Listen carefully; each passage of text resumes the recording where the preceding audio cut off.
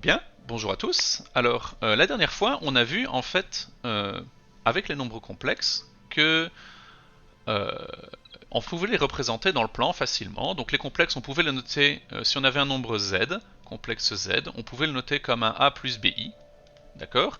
Et on pouvait représenter ça facilement dans le plan en disant, ok, eh bien en fait, si je fais ça dans un espèce de simili-plan cartésien, ce qu'on appelle le plan de Gauss, eh bien en fait, tout simplement, mon nombre complexe a plus bi, il se trouve ici, d'accord? Ou euh, si je projette horizontalement ici, je vais avoir a, et si je projette verticalement ici, sur l'axe vertical, je vais avoir b là, d'accord? Donc ça représente le nombre a plus bi, ok?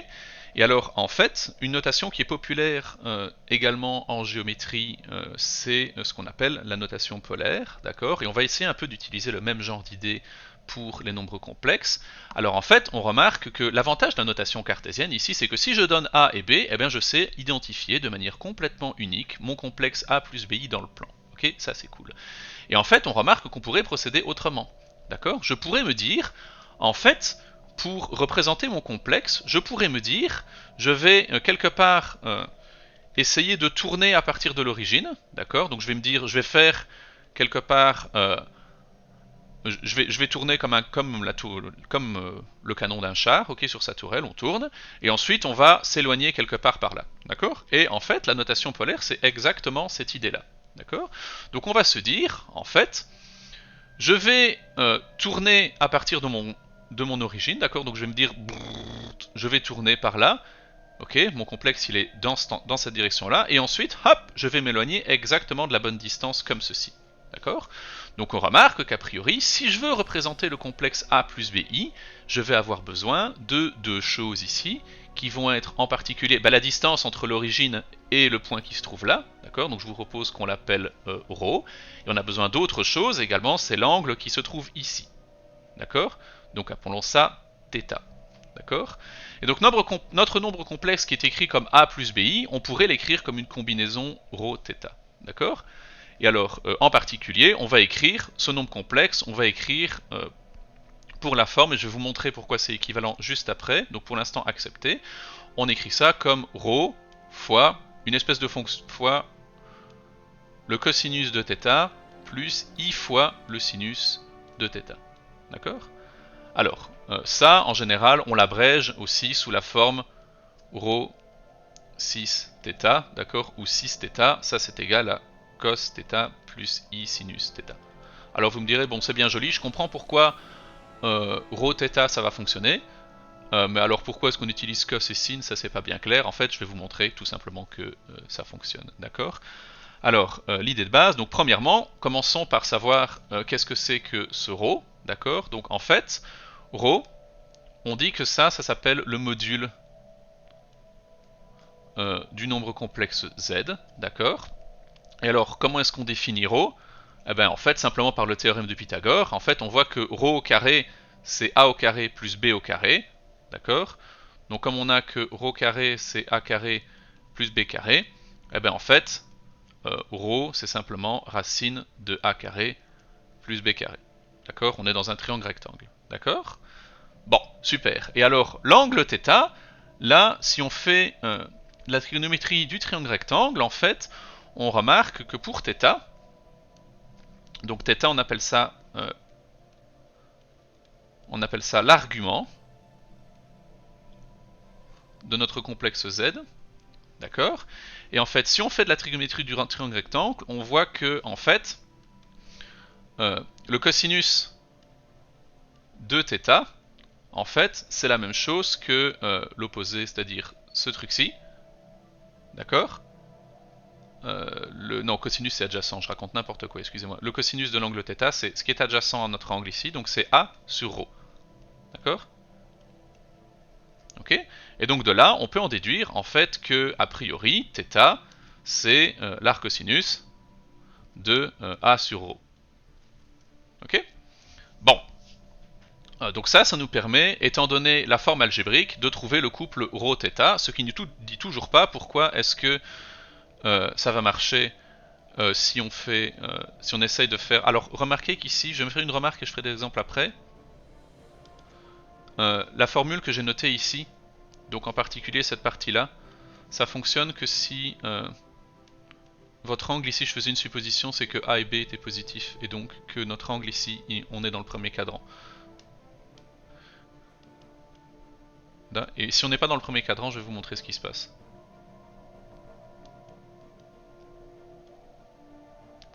D'accord? Alors, voilà. Alors vous me direz, du coup, comment est-ce que je fais pour trouver, à partir de là, comment est-ce que je peux tirer mon plan pour trouver, si j'ai ρ et θ, comment est-ce que je fais pour trouver A et B? Eh bien en fait, il suffit simplement de distribuer, d'accord?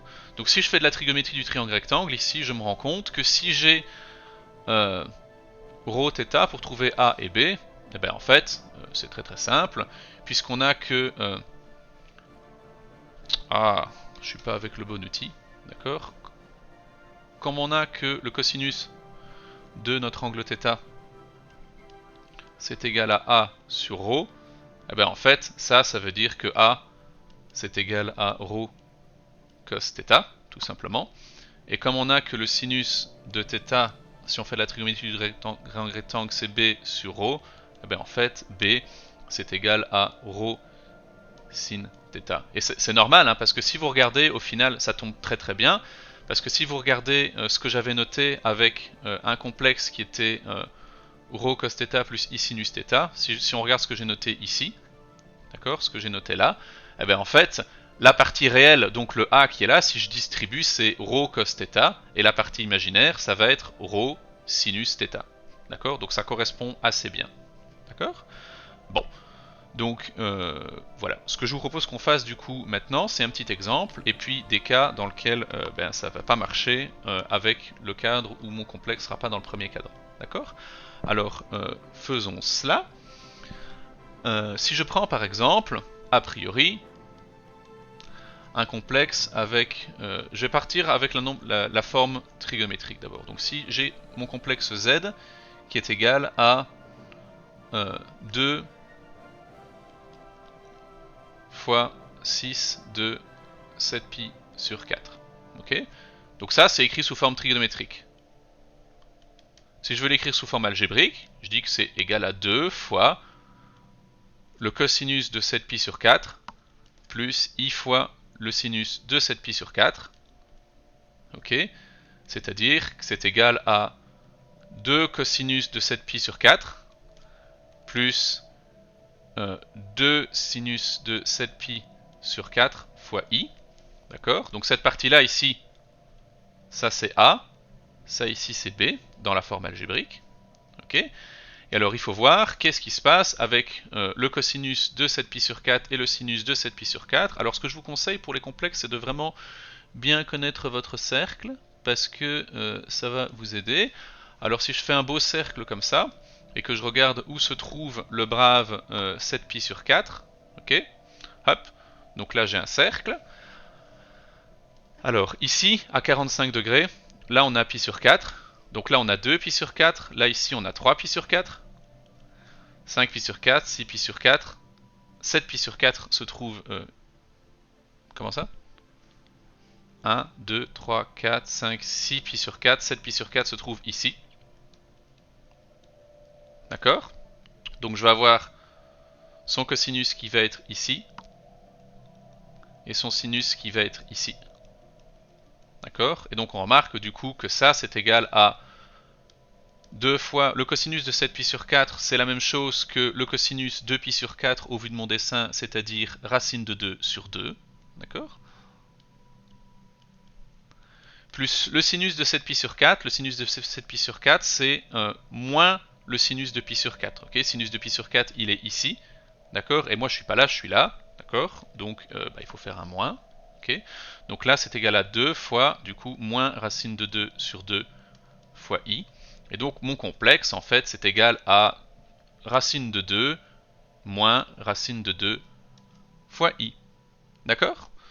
Et donc ça ici, on a le a qui est égal à racine de 2 et b qui est égal à moins racine de 2. Okay, donc ça, c'est pour passer de la forme trigonométrique à la forme algébrique. D'accord? C'est ce que j'ai fait. Hein. Je suis passé de cette forme ici, qui était trigonométrique, à cette forme a plus bi, qui était algébrique. Okay? Bon, alors maintenant, on va essayer de faire autrement, et on va, comme je vous ai dit, il faut un peu se méfier quand notre complexe n'est pas du premier cadran. Alors, je vous propose de faire tous les cas possibles. D'accord? Alors, supposons qu'on ait un complexe Z qui va être égal au nombre 1 plus racine de 3 fois i. Ok, je vais l'appeler Z1.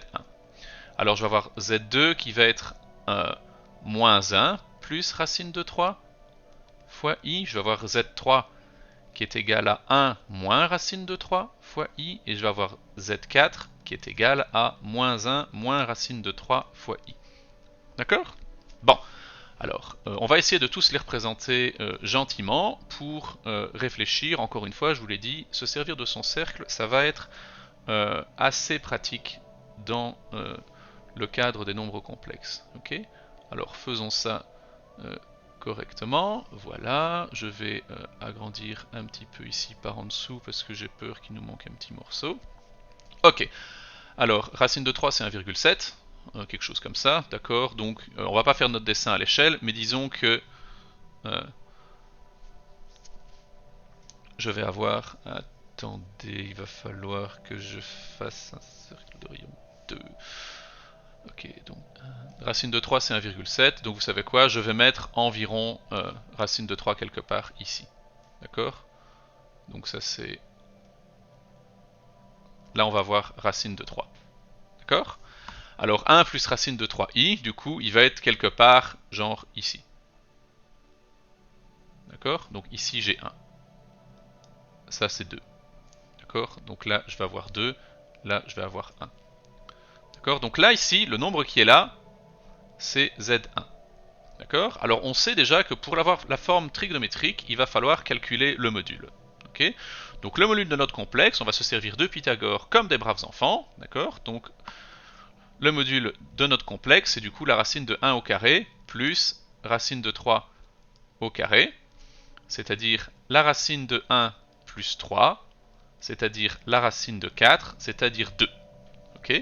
Donc ça veut dire quoi? Ça veut dire que notre complexe, là, il est à distance 2 de l'origine. Ok? Si je trace un trait ici, on va voir que c'est de distance 2. Bon, ça nous fait une belle jambe.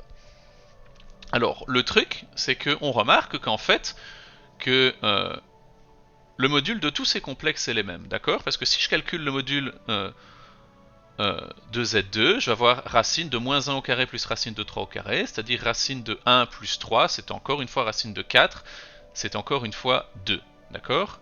Donc ça c'est le même module, du coup pour Z2, Z3 et Z4. Donc ça veut dire qu'en fait Z2, Z3 et Z4, comme Z1, ils sont quelque part, on ne sait pas encore trop où, sur un cercle de rayon 2.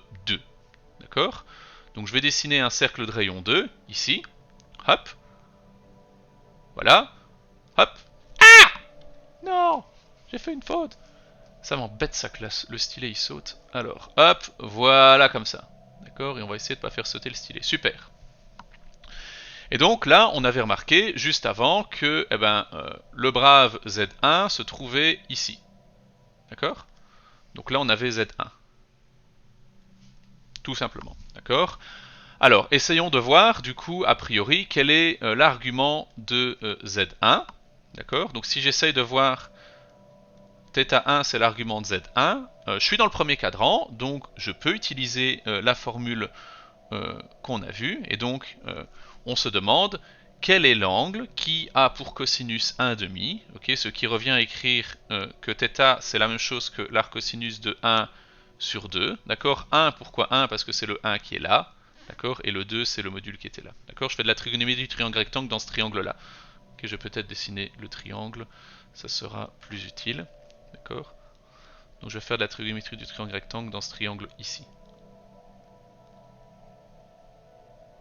D'accord? Ça ici, a priori, on a vu que ça faisait 2. Et ça faisait 1. D'accord? Et là, on a notre angle θ1. Okay, donc θ1, on se demande, le cosinus de θ1 c'est 1 sur 2. Quel est l'angle qui a 1 sur 2 comme cosinus? C'est arccosinus de 1 sur 2, c'est la définition de cette fonction. Et ça, on remarque qu'en fait, c'est pi sur 3. Okay, c'est-à-dire 60 degrés. Okay, et on voit que ça correspond au niveau de mon dessin, c'est plus ou moins ça. Okay, bon, alors ce qu'on peut remarquer, c'est que en fait, Z3, on peut voir tout de suite que Z3, il se trouve exactement à l'opposé. Donc il se trouve quelque part par ici, Z3. D'accord, donc je vais prolonger ma ligne qui est là. Ok, alors je vais essayer de faire ça bien. Z3, il se trouve quelque part ici. Ok, et exactement à l'opposé. C'est comme ça que je construis en mettant moins dans tous les sens. C'est Z4, ça, excusez-moi, c'est celui-ci. J'ai mis moins aux deux opérandes. Donc ici, on va voir Z4, d'accord? Et du coup, on remarque que, qu'est-ce qu'on a fait pour passer de l'argument de Z1 à l'argument de Z4? On a fait plus un demi-tour, ok? On a fait plus 180 degrés, ok? Donc on peut en définir, ici, on peut déduire, du coup, que même si ma formule ne fonctionne pas pour le cadran 3, en fait, θ4, c'est la même chose que θ1 plus pi, d'accord? Donc c'est pi sur 3 plus pi, c'est-à-dire pi sur 3 plus 3 pi sur 3, c'est-à-dire 4 pi sur 3. Ok, donc Z4, a priori, donc Z1, on a vu que ça c'était 2, 6 pi sur 3, et Z4, a priori ici, on voit que c'est 2 fois le 6 de 4 pi sur 3. Ok, alors, du coup, essayons de voir ce qui se passe pour Z2 ainsi que pour Z3. Eh bien, en fait, on remarque que 1 moins racine de 3, il se trouve ici pile de l'autre côté. D'accord? Donc si je fais une symétrie orthogonale d'axe au Y, ici, je vais me retrouver juste ici. D'accord? Et là, en fait, on remarque que celui-ci, je suis juste à l'opposé. D'accord? Donc ici, j'ai également 1, là j'ai également racine de 3, et donc le nombre qui se trouve là, c'est moins 1 plus racine de 3. Et moins 1 plus racine de 3, ça c'est Z2 qui se trouve là. Okay, si je regarde au niveau de son argument, d'accord, alors son argument il est ici, et on remarque que l'angle θ qui se trouve là, en fait, θ1 qui est là, c'est le même angle que θ1 qui se trouve ici. Donc là on a aussi θ1. Ok, parce que j'ai fait une symétrie orthogonale, c'est comme ça que je l'ai construit. D'accord? Et alors du coup, cet angle-là, du coup nous ce qui nous intéresse, c'est de connaître cet angle-ci. Ok, ça c'est l'argument de Z2. Et en fait on remarque que c'est la même chose du coup que 1 demi-tour moins θ1. Ok, et donc c'est ce que je vais faire, je vais dire du coup que θ2 c'est la même chose que pi moins θ1, d'accord? Donc c'est-à-dire c'est la même chose que pi moins pi sur 3, c'est-à-dire 3 pi sur 3 moins pi sur 3, c'est-à-dire 2 pi sur 3. Ok, et donc Z2, a priori, maintenant on sait que, en fait, du coup, c'est le complexe qui est 2 fois le 6 de 2pi sur 3. Ok, et on va faire exactement de la même manière pour Z2 que pour le dernier qui nous reste. En fait, on remarque que en face de ce brave Z2, ok, pile en face, si je fais une symétrie centrale de ce côté-là, hop, ici, eh bien, à cet endroit-là, on va avoir un point qui est en 1 moins racine de 3, d'accord? Et ça, c'est exactement Z3. Okay, et si on regarde l'argument de Z3, qui peut être qui est cet angle-là, okay, si je le trace à la main, c'est cet angle-là, ici, et bien en fait, ce qu'on remarque, c'est que ici, on a également θ1 ici. L'angle qui est là, c'est également θ1, celui-ci. Okay, et en fait, du coup, ce qu'on peut écrire, c'est que, du coup, le troisième argument, le dernier qui nous manquait, θ3, en fait, c'est la même chose qu'un tour complet, moins ce petit morceau-là, d'accord? Donc c'est égal à 2pi moins θ1, d'accord? Donc c'est égal à 2pi moins pi sur 3, c'est-à-dire 6pi sur 3 moins pi sur 3, c'est-à-dire 5pi sur 3. Ok? Et donc, en fait, Z3, c'est égal au nombre, du coup, 2 fois le 6 de 5pi sur 3. D'accord? Donc voilà ce que je voulais vous montrer dans cette vidéo. Donc c'était en l'occurrence l'introduction de la notation trigonométrique, d'accord? Alors cette notation trigonométrique, ρ 6 θ, on écrit parfois aussi on écrit ça parfois sous forme exponentielle, enfin, qu'est soit, c'est pas extrêmement important ici, d'accord? Et donc, je vous ai montré comment passer de la forme algébrique à la forme trigonométrique, et inversement, d'accord? Alors, on a des formules, mais globalement, l'idée c'est de la trigonométrie du triangle rectangle. Donc si vous êtes familier avec ça, ça ne devrait pas poser de problème, sachant que quelque chose d'autre qui est très important de connaître, c'est son cercle, vous avez vu, pourquoi? Parce que, eh ben, avec juste une petite formule ou juste un raisonnement pour trouver l'argument d'un complexe dans le premier cadran, j'ai pu trouver les arguments facilement dans n'importe quel autre cadran, d'accord? Donc voilà, moi je vous laisse ici, et je vous propose qu'on continue dans la suite du cours avec, qu'est-ce qu'on peut faire comme manipulation avec ces nombres complexes, d'accord? Allez, salut!